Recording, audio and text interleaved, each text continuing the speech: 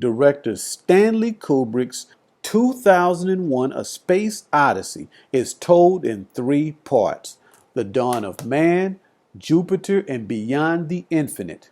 According to Kubrick, the monolith represents alien beings millions of years old, progressing from biological beings to immortal machine entities, and then into beings of pure energy and spirit, beings with limitless capabilities and ungraspable intelligence.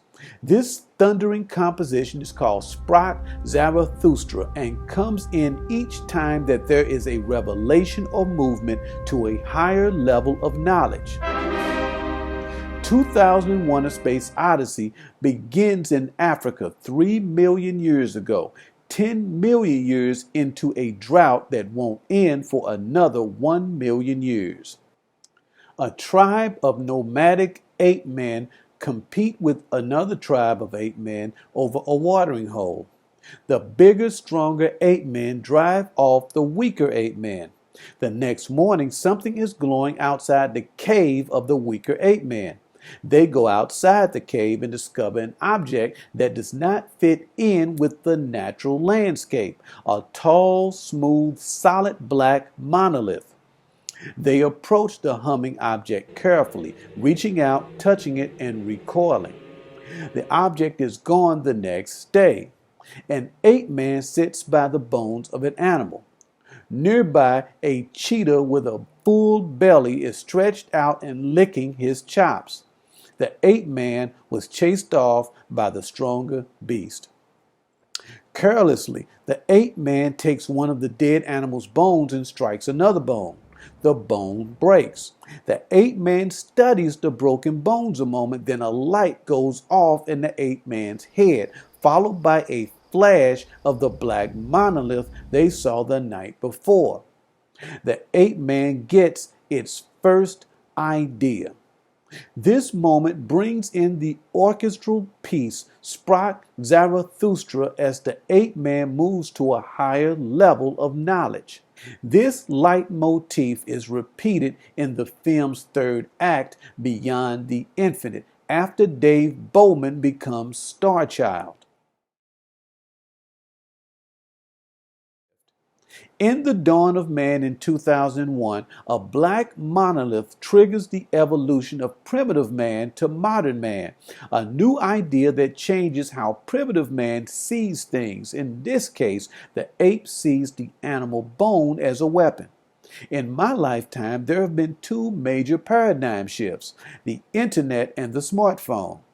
Could anyone 25 years ago have envisioned all the ways that the internet would change the way we do everything from shopping to paying our bills to dating to choosing doctors to educating ourselves, you name it? And like the extinction of the dinosaurs 65 million years ago, the power of the internet caught many long established brick and mortar companies and industries completely off guard. Companies like Blockbuster, once the largest video rental company in the world, now extinct. Or like General Electric, dropping out of the Dow Industrials after more than a century. Or like the book retail industry that has been wiped off the map by Amazon and e-readers. Or like music retailers that were blindsided by online streaming. Or department stores like J.C. Penney and Sears filing for bankruptcy. And like Dave, who changes in the blink of an eye at the end of the film, artificial intelligence is creating a new shift that we are seeing and feeling with the introduction of self-driving cars and the millions of human jobs being automated.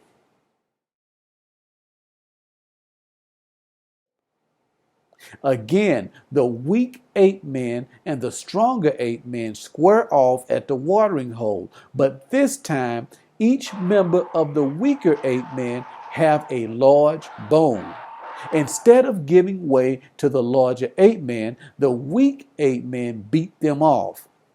One of the ape men celebrates the victory by throwing his bone up. On the way down, the bone transforms into a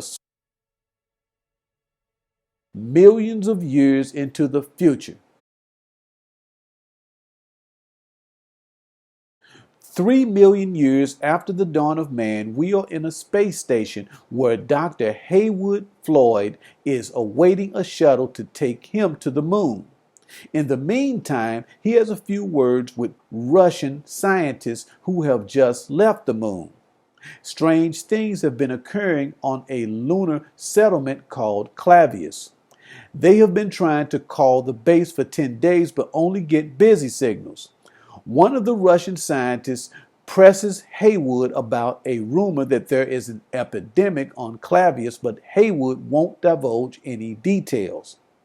On the moon, Floyd addresses senior personnel about the epidemic cover story they put out to prepare the citizens of Earth for the cultural shock and disorientation many may experience when they put out the truth about what they found buried on the moon. This scenario makes me think of some recent UFO cover-ups.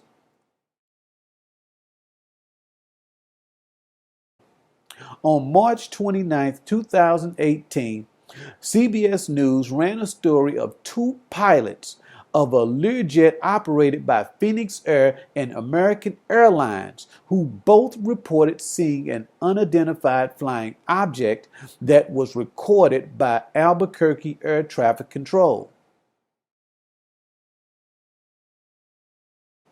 On March 13, 1997, thousands of Arizona residents reported seeing a triangle-shaped UFO. The state's governor at the time made fun of the incident at a press conference with his aide beside him dressed in an alien costume. But in 2007, former Governor Fife Symington confessed to Dateline NBC that he too had seen the UFO over Arizona in 1997. On November 17, 1986, a Japanese Boeing 747-200F cargo aircraft en route from Paris to Narita International Airport near Tokyo reported two rectangular-shaped UFOs that came up on their left and escorted them. The lights from them so close to the cockpit that the pilot reported feeling the heat radiating from them on his face. Captain Terauchi reported seeing the outline of a third ship the size of two aircraft carriers. Later, Captain Terauchi filed an official report with the FAA that he did in fact see a UFO on November 17, 1986. After Captain Terauchi filed this report, Japanese Airlines fired him for talking about the incident to the press. According to the March 13, 2017 online edition of Popular Mechanics, the modern smartphone is indeed way more powerful than the computers NASA used to put men on the moon in 1969. This is why it is hard to believe that the moon mission stopped, let alone the fact that given today's superior technology, man hasn't been back despite the fact that NASA plans to send humans to Mars 140 million miles away from Earth, when sending humans to the moon as a dress rehearsal would make more sense given that the moon is, relatively speaking, still in the neighborhood at only 252,088 miles from Earth. Later, a space shuttle takes Floyd to Clavius to see the monolith. Yes, the same monolith that inspires the apes at the beginning of the film. Someone deliberately buried it on the moon over 4 million years ago. It is the first sign of intelligent life beyond Earth.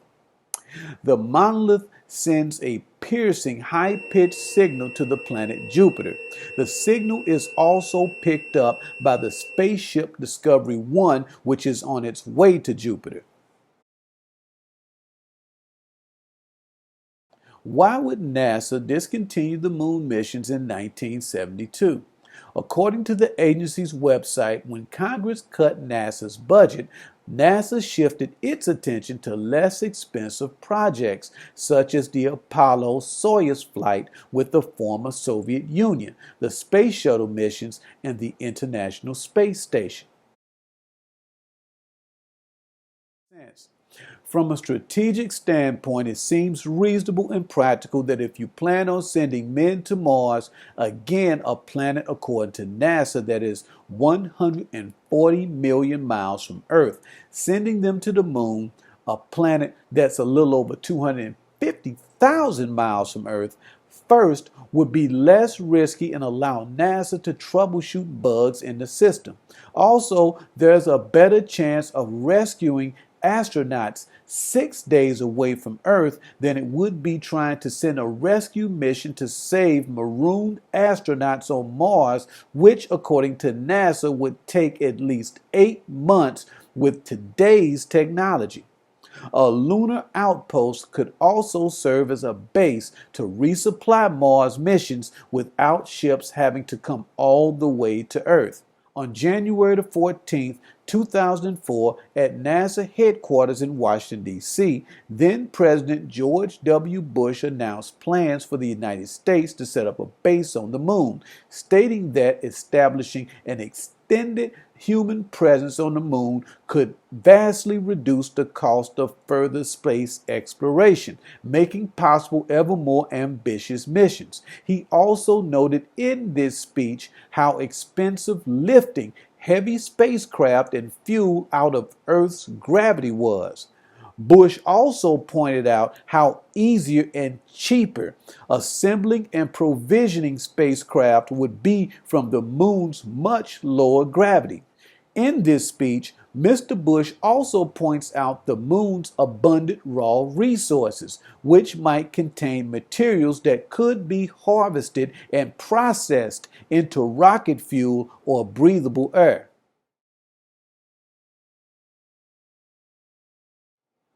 According to an article published in U.S. News and World Report, having a military base on the moon would have the equivalent impact that the development of gunpowder had on fixed fortifications like castles, or the impact that aircraft carriers have on warfare. On January 28, 1958, U.S. Air Force Brigadier General Homer A. Bushey, Deputy Director of Air Force Research and Development, spoke to a not-for-profit organization called the Aero Club on the military advantages of establishing a base on the moon. The synchronous rotation of the moon would enable the U.S. to monitor military activities on Earth as they passed in and out of view. The dark side of the moon would allow the U.S. to conduct military operations without Russia's knowledge. The moon could also give the U.S. a retaliation base of unequaled advantage. The moon's weak gravitational pull would make launching missiles from it rather than from Earth easier and less costly in terms of fuel. Also, missiles launching from the dark side of the moon could go undetected until they reached Soviet airspace. General Bushey punctuated this speech by telling the organization that Another thing is this: how can we send a rover to Mars, 140 million miles away, and not even attempt to send a rover to the moon, which is only 250,000 miles away? As of 2013, the Strategic Defense Initiative created by Ronald Reagan in 1983 cost $209 billion, an initiative that included space-based weapons that were to intercept intercontinental ballistic missiles. Also out of Reagan's Star Wars initiative, we got the now mothballed stealth bombers at a cost of $100 million apiece, enough, according to Tim Weiner's Pulitzer Prize-winning book Blank Check, to have each plane cast in solid gold. Seeing now that money is not an issue, plus all of the military and other advantages having a base on the moon would be to whoever built it, it doesn't make sense that America and the former Soviet Union would discontinue the lunar missions from a strategic standpoint. Unless, as many rumors on the internet maintain, the U.S. found something on the moon that coerced them to stop the missions. The moon incident in 2001 doesn't seem far-fetched when you take what I have pointed out into consideration. From the monolith incident on the moon, the scene switches to the spaceship Discovery 1 million miles from Earth en route to Jupiter. The ship's crew consists of 5 astronauts, 2 of which are unfrozen while 3 remain frozen in chambers to be awakened when they arrive at Jupiter. The 3 frozen astronauts were trained together and know the mission. Frank and Dave were trained together, but they are kept out of the loop. Every system on the ship, including the astronauts' life support systems, is under the control of HAL 9000, a computer. HAL reports an antenna failure and Dave and Frank go out in the pod to replace it. They test the antenna but find no problems with it. Dave reports this to Mission Control and they tell him that a previous version of HAL made a similar error. Overhearing this conversation, Hal tells Dave that he diagnosed the AO unit correctly. Hal also tells Dave that his operational record is perfect, and he tells Dave that any error is due to humans and not him. Hal tells Dave to reinstall the antenna and allow it to fail. This will prove his diagnosis is correct. Dave and Frank go into a pod to talk about Hal's attitude without being overheard, but through a small window on the pod, Hal is able to read their lips. They agree to disconnect Hal if the antenna doesn't fail. Poole goes out to reinstall the antenna. When Poole leaves the pod to mount the antenna, Hal activates the pod to disconnect Poole's life support. Dave takes a pod out to retrieve Poole's body, but Hal refuses to let Dave back into the ship. Hal tells Dave that he read their lips when they went in the pod and knows about their plan to shut him down. Dave has no choice but to leave the pod and use the manual airlock to re-enter the ship. Once inside the ship, he goes to the brain room and deprograms Hal. In the script, Mission Control backs up Hal initially and blames the antenna failure on human error. Hal is also more narcissistic in the script by explicitly blaming his misdiagnosed antenna failure on human error. Hal also boasts that he is incapable of being wrong. Also in the script, there is no pod discussion between Dave and Frank about unplugging Hal. When Hal reports the same antenna failure 3 times in a row, Dave tells Mission Control that Hal's reliability is impaired and puts in a request to disconnect Hal and turn control of the ship over to Earth-based operations. This scene marks a turning point for Hal, who goes from being a very intelligent computer to full artificial intelligence by expressing human emotions such as arrogance and fear. This scene is also a turning point for mankind as Dave comes to realize that Hal is challenging him for the top spot in the food chain. The signal from the monolith on the moon takes Dave and Hal to a higher stage of knowledge as they arrive simultaneously at an existential crossroads. For one to survive, the other must die. This awakening on Dave's part is a rebirth. The pod in this metaphor is a technological womb that protects and supports Dave. Manually, he escapes it and explodes into the ship's airlock, leaving a smaller womb for a greater womb. In the airlock zero gravity, Dave resembles a fetus. Unlike the pod, which he grew to depend on for everything, in this new environment, he has to retake control of his life and dial back technology's control over his life. Also, Dave realizes that making it to the last stage of his journey as the apes that went on to become man after being inspired by the monolith requires a spiritual metamorphosis, as man is only the intermediate stage of human development.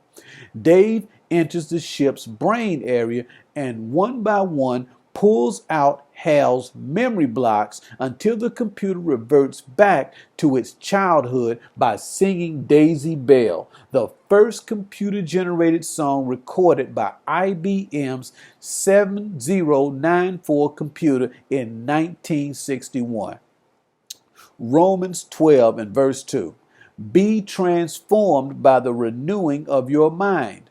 The film's last act has Dave being sucked into a dimensional vortex that transports him light years into the future. Eons of many millenniums pass by in moments. A primordial soup takes on ambiguous shapes, in one instance that of a fetus. Dave's trip ends inside of an elegant home. He exits the pod. Unlike the Discovery 1 or the pod he arrives in, there is nothing of high technology in any of the rooms, only classical furniture. And in each room he sees older and older versions of himself. In one room, eating a human-prepared meal with silver eating utensils and fine china. In another room, he is handwriting a letter. Finally, he sees the oldest version of himself in a bed near death, and there, towering over his bed, stands the same black monolith that inspired the ape men millions of years before and later their descendants on the moon. In a moment, the old version of Dave in the bed is gone and replaced by a glowing, transparent egg containing a fetus with Dave's image. Starchild is born. In this scene, Dave awaits the third stage of human development. The signal the monolith sends from the moon has awakened Dave to the fact that man's destiny is to transcend the physical. The interior of the home in this scene is the inverse, technologically, of Discovery 1's interior. You'll notice that Discovery 1 is completely automated and hands-off. By contrast, this home has no technology whatsoever. Compare Dave activating everything on the spaceship by voice and how in this scene he is writing a letter by hand. Also, this last act is the shortest of the three acts, coinciding with the shorter interval for man to evolve to Starchild after the monolith inspires Dave to a higher level of awareness on Discovery 1. Just as the apes in the beginning of the film are a precursor to man, by the end of the film we find out that man is himself a forerunner to something even greater, a being of infinite knowledge and pure light. For a film so far ahead of its time, it is hard to believe that 2001: A Space Odyssey was made in 1968, way before computer effects were invented. Director Stanley Kubrick co-wrote the film with British science fiction author and futurist Arthur C. Clarke, based on Clarke's 1948 short story, The Sentinel. Kubrick and Clarke wrote the script concurrently while filming. More on the differences between the script and film later. 2001 was produced by Metro-Goldwyn-Mayer, but filmed entirely in Britain. Its incredible cinematography is by Jeffrey Unsworth, and the editing, which is equally impressive, is by Ray Lovejoy. The film stars Keir Dullea and Gary Lockwood as astronauts Frank Poole and Dave Bowman, respectively, as well as actor William Sylvester as scientist Haywood Floyd.